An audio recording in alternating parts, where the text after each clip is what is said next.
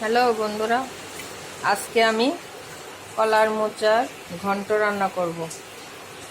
তেল বসিয়ে দিয়েছি কড়ার মধ্যে।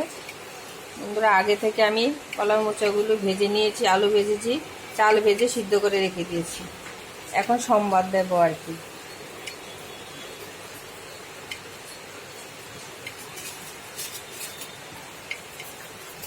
প্রথমে তেজপাতা দিয়ে দেবো কয়েকটা,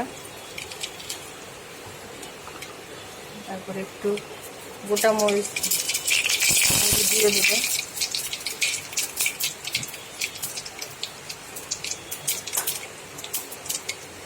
একটা শুকনো লঙ্কা দিয়ে দেব। আমি আগে থেকে ওইগুলি ভেজে রেখেছি। ওগুলি একটু লাল হবে। এবার এখানে আমি লঙ্কা, আদা, জিরার গুঁড়ো আর একটু লাল লঙ্কা দিয়ে দিয়েছি,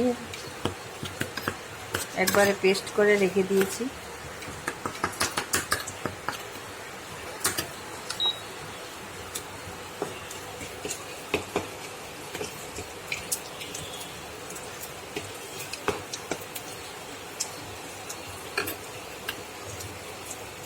এর মধ্যে আমি মশলাটা দিয়ে দেব।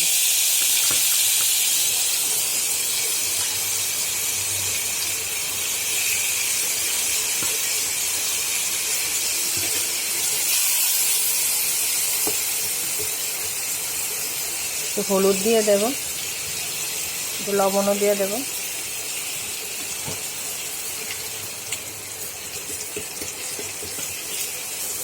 মশলাটাকে একটু কষাবো।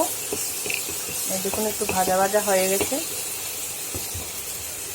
তারপরে এর মধ্যে দিয়ে দেবো চাল, আলু ভাজা আর কলার মোচা, এগুলি দিয়ে দেব।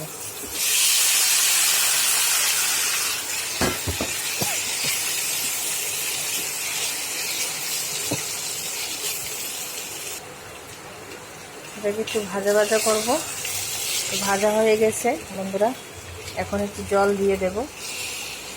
এটা সিদ্ধ হলে গরম মশলা দিয়ে নামিয়ে নেব।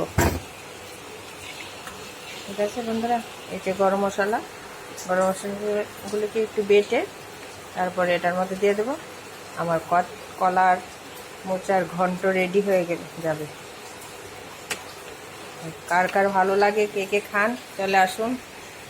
এই যে আমার কলার মোচার ঘন্ট। Thank you.